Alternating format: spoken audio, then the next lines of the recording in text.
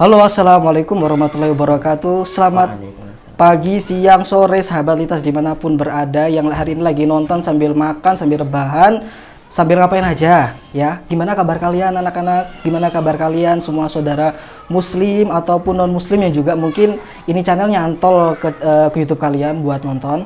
Hari ini kita mau ngadain yang namanya nobar, ngobrol bareng tentang Ramadan. Hari ini kita akan membahas tentang topik-topik yang mungkin berhubungan dengan Ramadan. Nah, tapi untuk itu saya nggak sendiri. Saya hari ini ditemani sama salah satu bintang tamu yang spesial. Kita sambut bareng-bareng. Assalamualaikum Ustadz Nain yang udah ada di samping saya. Waalaikumsalam warahmatullahi wabarakatuh. Ustadz sehat? Alhamdulillah sehat Ustadz. Sore tutup puasanya semangat nih. Semangat, semangat, masya Allah. Berarti ini kayaknya buka puasanya nasi padang.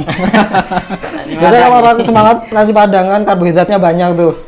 Bisa dipakai sampai sore sahabat. Hari ini kita akan ngobrol bareng sama Ustadz Nain tentang puasa.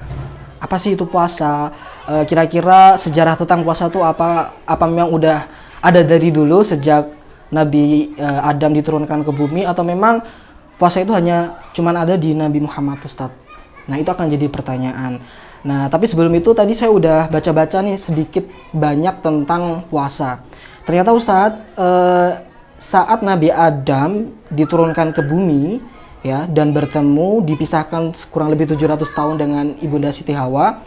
Kemudian beliau bertemu dan ada perintah dari Allah untuk melakukan puasa.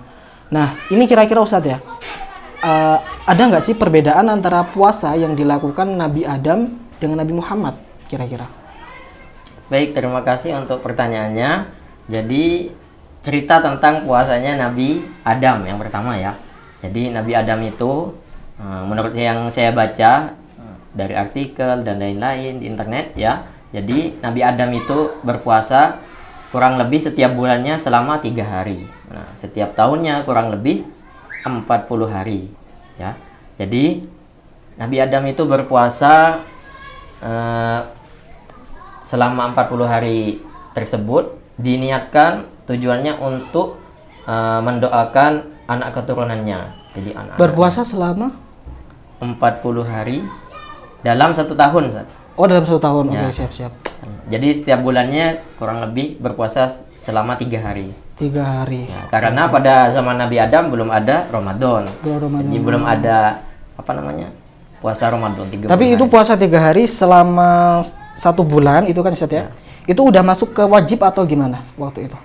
Nah, ini untuk Allah alam ya. Ini menurut saya adalah anjurannya Allah untuk Nabi Adam berpuasa. Ya, tapi mungkin belum diberitahu secara langsung ya hikmahnya apa seperti itu. Tapi memang dilakukannya secara kontinu setiap bulan dilakukan selama hidup beliau. Ya, selama hidup. Tujuannya untuk bahasanya kalau sekarang nirakati anak keturunannya gitu saja ya, mungkin seperti itu ya. Tapi yang saya baca, jadi puasanya Nabi Adam ini yang 40 hari ini dalam setahun ini diniatkan untuk mendoakan anak-anak keturunannya, seperti itu di redaksi. Oke. Nanti sahabat bisa cari ya di bawah, mungkin nanti bisa ditaruh di bawah nih ya. Kalau nggak salah ini banyak banget sejarah yang mengatakan bahwa 10 Muharram ini adalah tanggal spesial. Banyak sekali keajaiban-keajaiban yang didapatkan nabi-nabi terdahulu itu terjadi di 10 Muharram. Mungkin nanti bisa di bawah ini kita ada teman-teman boleh komen atau ayah bunda yang mengetahui itu banyak banget Ustadz kayaknya. Ya, ilmunya bisa komen di komentar di video ini. Ustadz, kalau pertanyaan kedua ini lebih spesifik di zamannya Nabi Musa. Sahabat Litas sudah tahu belum Nabi Musa itu siapa? Mungkin kalau sahabat Litas itu tahu Nabi Isa itu nabi yang terkenal dengan kitabnya kitab Zabur ya. Nah, kemarin tuh saya Ustadz coba buka-buka di Al-Quran, ternyata memang sudah ada beberapa firman Allah yang disampaikan di dalam surat Al-A'raf ayat 142 yang isinya bahwa Allah sudah memerintahkan Nabi Musa untuk berpuasa. Dan bahkan di sejarahnya Nabi Musa ini adalah satu dari miliaran manusia di bumi yang pertama kali bisa menyelesaikan puasa selama 40 hari 40 malam. Nah, puasa ini ditunjukkan katanya sebelum beliau menerima kitab Taurat. Nah, kira-kira apa sih Ustadz tujuan Allah memerintahkan Nabi Musa untuk berpuasa sebelum menerima wahyu? Nah, ada nggak sih hubungan atau integrasinya antara keduanya? Ya, kalau pada zamannya Nabi Musa, ini yang menurut saya paling menarik daripada nabi-nabi yang lain. Karena pada zaman Nabi Musa ini Allah kan Allah a'lam ya, siapa yang ingin antara Nabi Musa ingin bertemu Allah atau Allah ingin bertemu Nabi Musa. Nah, yang saya ketahui dari yang saya baca itu ternyata Nabi Musa itu puasa kurang lebih yang sama kata Ustadz Hanif tadi 40 hari 40 malam. Nah, tapi ternyata itu dilaksanakan di lembah yang namanya lembah tua. Makanya kan ada di surah An-Nazi'at, idnadahu rabbuhu bil wadil muqaddasi tua. Nah, lembah tua ini adalah lembah suci. Di sana bertemunya Allah dengan Nabi Musa. Ini pertemuan Allah bukan secara fisik Ustadz ya, berarti ya? Wallahu a'lam, ini secara langsung atau ada tabirkah di situ kita masih belum mengetahui. Tapi intinya di lembah suci tua ini, yang namanya tua ini, lembah tua, Allah bertemu dengan Nabi Musa. Nah, ceritanya bagus ini. Untuk apa Nabi Musa itu berpuasa selama 40 hari 40 malam? Nah, Nabi Musa ini berpuasa khusus niatnya untuk bermunajat kepada Allah, mendekatkan diri kepada Allah. Nah, selama 30 hari pertama ini, nah Nabi Musa ini kan pada saat itu ya kan perintah sholat belum ada ya, wallahu alam. Oh, jadi kan awalnya itu, maaf saya potong Ustadz ya. Awalnya itu nggak langsung 40. Ya. Pantas ini agak ini ya, relate sama Al-A'raf 142. Wa wa'adna Musa 30 lailata. Ya, berarti pertama memang 30, nggak langsung 40 gitu ya. Ya. Oke, lanjut. Jadi yang saya ketahui ya, Nabi Musa ini puasa, waktu nyampe 30 hari berpuasa, dia kan bermunajat, mendekatkan diri kepada Allah. Entah itu berdoa secara langsung atau bagaimana. Nah, kan sebelum ini ya, dari awal masuk lembah suci tua ini ya, jadi sebelum berpuasa, Allah ini bilang kepada Nabi Musa, wahai Nabi Musa, lepas dulu terompahmu. Terompah itu kalau menurut saya ya, itu seperti baju atau jubah yang terbuat dari, ada yang riwayat mengatakan terbuat dari bangkainya keledai, ada riwayat lain juga kulit maksudnya. Ya, kulit yang terbuat dari kulit sapi, seperti kayak apa ya, jubah atau terompi dan semacamnya. Terompah itu bukannya kayak bukan, terompah kan sendal nggak sih? Terompah itu, coba nanti dikoreksi ya sahabat, komen di bawah terompah itu apa? Ya, terompah itu apa? Komen ya, teman-teman. Saya juga bingung, tapi setahu saya ya, menurut pemahaman saya, terompah itu semacam kayak baju yang kayak kalau perang itu kan kita pakai jubah perang itu, Ustaz. Rompi yang dari ya, pokoknya besi itu ya. Nah, ini terbuat dari bangkai keledai atau ada riwayat yang mengatakan kulit sapi. Nah, itu dibuka dulu karena mau menginjakkan kakinya di lembah suci tua. Nah, akhirnya Allah kan memerintahkan untuk dilepas dulu. Nah, akhirnya Nabi Musa lepas, baru Nabi Musa masuk ke lembah tua itu. Oh, berarti puasanya itu nggak di lembah itu, Ustaz ya? Di luar lembah itu? Sepertinya kalau menurut saya ya, Allahu a'lam, di lembah itu, Ustaz. Oh, di lembah itu. Cuman saat pertemuan bersama Allah itu kayak pindah tempat gitu atau gimana gitu maksudnya? Nah, Allahu a'lam, kalau spesifiknya seperti apa kita tidak bisa menerka-nerka karena kita terlampau jauh kan. Iya, mungkin juga berita atau cerita-cerita tentang Nabi Musa mungkin lebih lengkap di Taurat ya mungkin ya. Bisa jadi bisa di kitab Taurat. Baca ya bahasa Ibrani atau apa itu ya. Ya. Nah, jadi ketika berpuasa ini dari hari pertama sampai hari 30. Nah, ini kan sampai puasa hari ke-30. Ini belum makan nih berarti. Makan saat.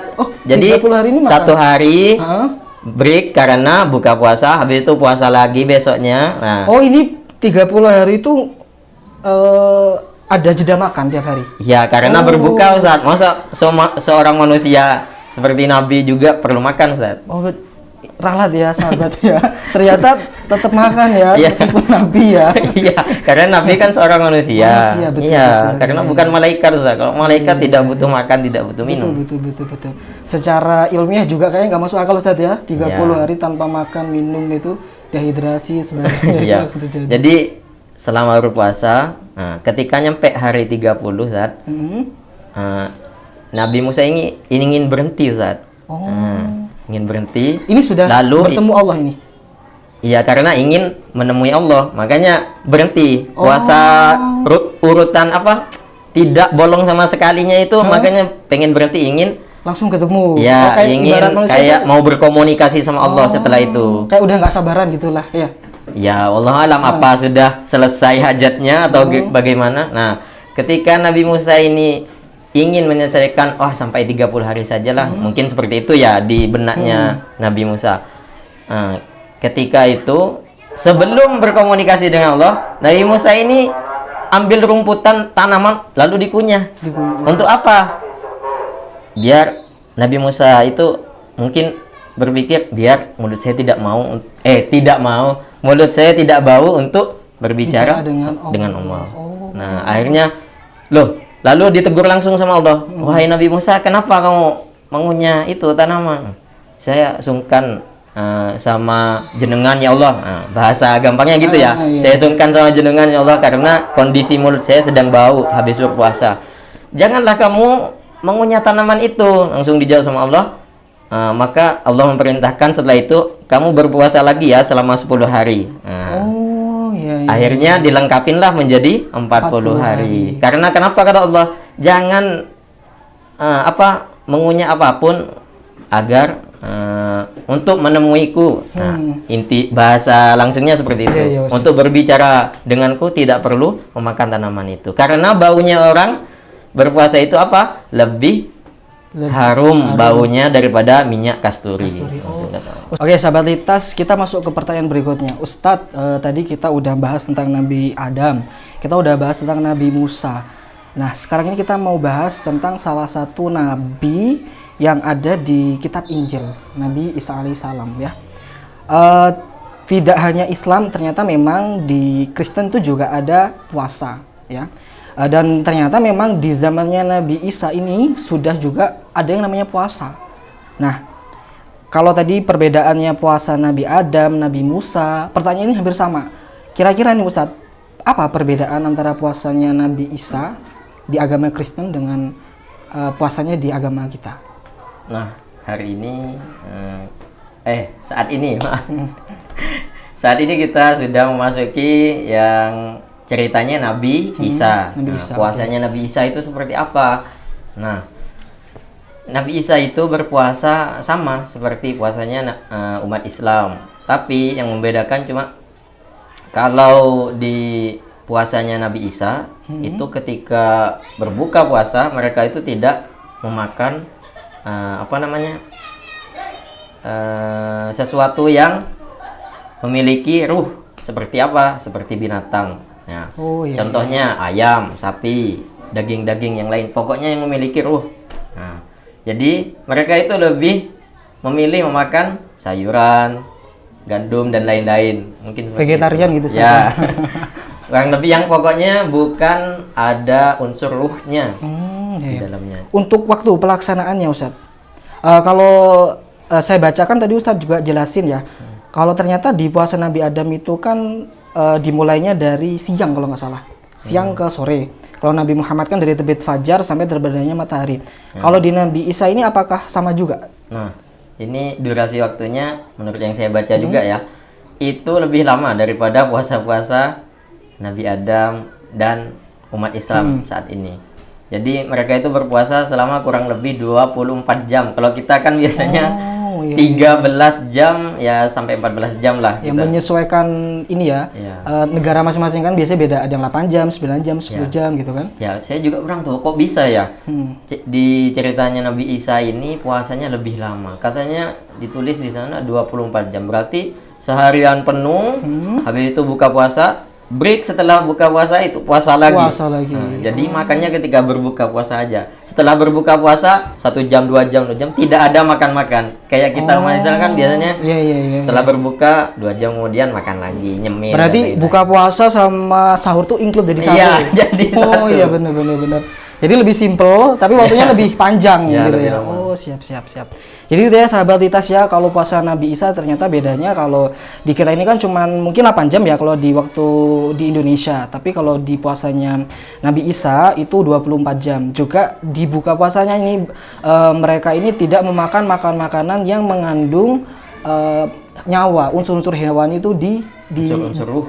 yang ada ruhnya ya. Jadi lebih ke makan-makan seperti yang sayuran yang tidak bernyawa, intinya begitu Tidak Ustaz, ya. bernyawa, ya, Hidup gampang. tapi tidak bernyawa atau tidak bergerak seperti hewan dan sebagainya seperti itu. Oke, siap. Apa sih keutamaan dari puasa sunnah yang dilakukan oleh umat Nabi Muhammad kira-kira? Nah, kita sudah sampai di titik ceritanya Nabi Muhammad ini Iya, tentang Nabi Muhammad. puasa ya. Iya. Awal mula ya kan umat Islam baru terbentuk inilah mulai dari minoritas menjadi mayoritas. Mayoritas, Oke. Jadi dulu itu bertahap Ustaz tentang puasa ini. Yang pertama ada menurut Yusuf Qaradawi ada 2 tahapan. Yang pertama tahapan opsional. Opsional itu maksudnya bagaimana? Jadi karena umat Islam ini bertahap, tidak semuanya bisa melaksanakan. Jadi ada yang namanya tahap opsional menurut Yusuf Qaradawi. Jadi ada umat Islam yang mengerjakan karena kemampuan manusia kan beda-beda untuk menunaikan puasa ini. Jadi ada yang berpuasa opsional, namanya opsional bisa memilih ya. Ada umat Islam yang sudah teguh hatinya, yang sudah beriman, benar-benar beriman, yang sudah kuat fisiknya dan lain-lain, maka dia berpuasa. Adapun yang menurut mungkin ya, naudzubillah, fisiknya lemah ya dan niatnya masih kurang, nah itu boleh untuk tidak berpuasa karena pada awal-awal dimulainya berpuasa saat itu. Nah, tahap yang kedua yaitu tahap ketetapan atau wajib. Nah, disitulah. Oh, berarti yang di awal ini belum ada ketetapan wajib begitu ya? Ya. Oh, karena memang opsional tadi itu. Opsional. Oke. Karena umat Islam kan baru berdirilah bahasa gampangnya ya. Jadi pada tahap opsional itu bebas memilih. Bebas memilih. Nah, akhirnya mungkin seiring berjalannya waktu baru ada ketetapan yang benar tentang berpuasa. Nah, jadi ketika di tahap kedua ini yaitu ketetapan atau tahap yang wajib, baru umat Islam itu benar-benar mau tidak mau harus berikhtiar untuk berpuasa. Seperti itu Ustaz. Jadi kan makanya seperti kayak kita kan ada apa ya? Ketentuan-ketentuan dalam berpuasa. Kalau misalkan kita lagi bepergian kan boleh untuk tidak berpuasa. Oke. Apabila kita sakit, kita boleh untuk tidak berpuasa. Namun di hari lain kita wajib mengganti. Oke. Berarti memang ada 2 opsi. Ya. Di awal puasa Allah nggak langsung mewajibkan dengan tuntunan-tuntunan yang cukup tegas ya. Masih bisa memilih kalau tidak sanggup, tidak apa-apa, kalau semuanya memang sudah memenuhi kriteria mampunya manusia melaksanakan. Kemudian yang setelahnya maka sudah diwajibkan. Pun sudah ada kriteria orang yang nggak apa-apa nih, nggak puasa nih, gitu kan ibaratnya Ustaz ya. Tapi nanti tetap ada fidyahnya di kemudian hari. Fidyah itu apa teman-teman? Fidyah itu denda ya, kalau yang belum paham. Jadi fidyah itu denda. Jadi misalkan kita tidak berpuasa boleh mengganti dengan puasa atau dengan denda yang lain. Dengan membayar apa bahasanya Ustaz? Memberi makan orang miskin. Memberi makan orang miskin dan oke. Dan lain-lain. Berarti itu semua sudah disempurnakan lah intinya di era kenabian Nabi Muhammad SAW ini Ustaz ya? Ya. Oke, siap. Ustaz, sekarang ini pertanyaan yang terakhir, bukan yang terakhir tapi ada yang terakhirnya lagi. Tapi kan terakhir ada yang terakhirnya nih. Sebenarnya tidak akan pernah berakhir Ustaz, Tidak karena akan setiap pernah hari kita berakhir, akan betul. bertanya-tanya Ustaz. Betul. Tapi ini sahabat kayaknya kalau kelamaan bosen ya. Tapi tenang, tiap episode tuh bakalan ada segmen-segmen yang menarik dari Assalam Official ini Ustaz ya. Jangan lupa pokoknya tiap hari ditungguin ya, setiap jam sore-sore lah pokoknya bakal kita upload selama Ramadan. Ada apa konten-konten tentang Ramadan pokoknya gitu ya. Oke Ustaz, ini terakhir pertanyaannya. Kira-kira Ustadz, apa yang dapat kita ambil pelajaran dari puasa-puasa Nabi terdahulu, dari Nabi Adam, Musa, Isa, Nabi Muhammad, yang mungkin kilas baliknya yang dapat kita ambil sebagai pelajaran ataupun yang dapat meningkatkan kualitas ibadah kita sebagai manusia, Ustadz? Baik, untuk hikmah daripada puasa para nabi-nabi kita terdahulu, apa yang dapat kita ambil? Jadi, yang pertama kita itu berlatih untuk bagaimana kita meluruskan niat Ustaz yang pertama. Nah, jadi kan sebelum kita berpuasa tuh kita baca niat. Nah, kita itu usahakan ketika baca niat itu jangan asal-asalan. Nawaitu shomawati. Nah, jangan cuma asal seperti itu, tapi kita juga apa? Tanamkan dalam hati kita itu niat yang benar-benar saya ingin berpuasa karena Allah Ta'ala. Jadi bukan hanya dari lisan, Ya, tapi juga bukan dari hanya hati, Ustaz, tapi ya? dari hati yang paling terdalam. Oke. Catat ya sahabat lisan ya. Kalau nanti biasanya niatnya itu kan anak-anak tuh di masjid tuh bareng-bareng tuh. Ya. Lu teriak-teriak tuh gitu. Ya. Mulai hari ini coba abis teriak-teriak terus kita sejenak 30 detik sambil merem, sambil kita niat dalam hati. Biar lebih dapet gitu. Ya. Gitu nggak sih Ustaz? Feelingnya biar Iya, feel-nya biar dapet gitu ya. Ya, itu yang pertama niat. Yang kedua menurut saya puasa itu untuk apa Ustaz? Nah, sebenarnya puasa itu banyak sekali manfaat-manfaat yang kita dapat. Salah satunya apa? Kita dilatih untuk sabar. Sabar, Ya, betul. banyak sabarnya ini. Menahan apa saja? Makan, minum, tenggorokan kering banget. Ya. Ini kering-kering ngobrol 30 menit. Ini nggak apa-apa dapat pahala Ustaz Ya, ya. dapat pahala. Kalau yang berpuasa itu dijamin mungkin 100% lebih pasti dapat pahala, Iya, ya. betul. Karena yang memberi pahala langsung adalah Allah, ya. Kalau orang berpuasa itu, ya. Jadi yang kedua itu sabar, ya. Sabar itu dalam arti yang luas, bukan sempit. Luas, betul. Tidak Diganggu teman, usil, dijahilin orang, Betul. disenggol sana sini sama orang. Nah, tidak cuman sabar terus puasa tiap hari aku biar gak emosi, biar gak marah, tidur sampai sore gitu. Nah. Itu kalau puasa itu kata Pak Ustadz kayaknya kalau upin-ipin aja bisa deh sampai sore. Kalau cuma tidur. jangan orang berpuasa itu jangan tidur doang ya teman-teman. Itu catat Emang, tuh ya. jadi ketika berpuasa itu lakukanlah hal-hal yang positif, entah itu membantu teman, olahraga dan lain-lain ya. Olahraga. Agar puasa kita itu lebih apa ya? Produktif mungkin gitu ya. Bukan cuma produktif Ustaz, lebih Berkuali- bervalue. Puasa kita itu lebih Berkualitas bervalue, ya. berkualitas. Betul. Seperti itu. Betul.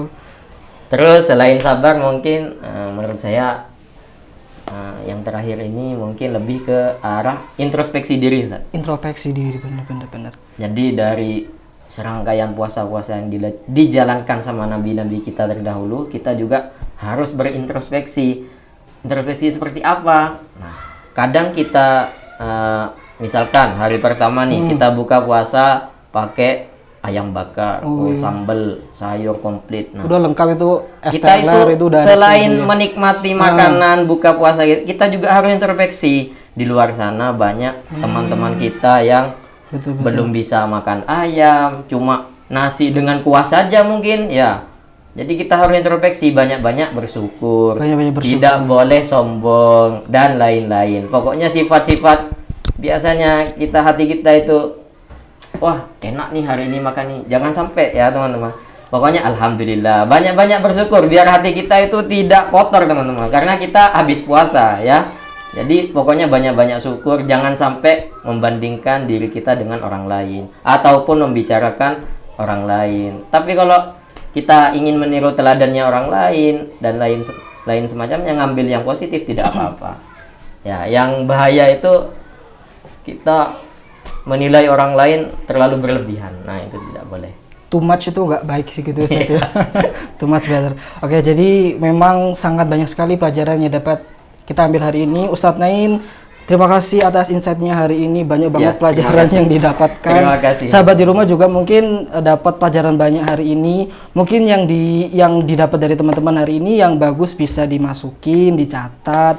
Mungkin kalau yang buruk ya bisa jadikan bukan jadi apa ya, jadi pelajaran masing-masing aja ya.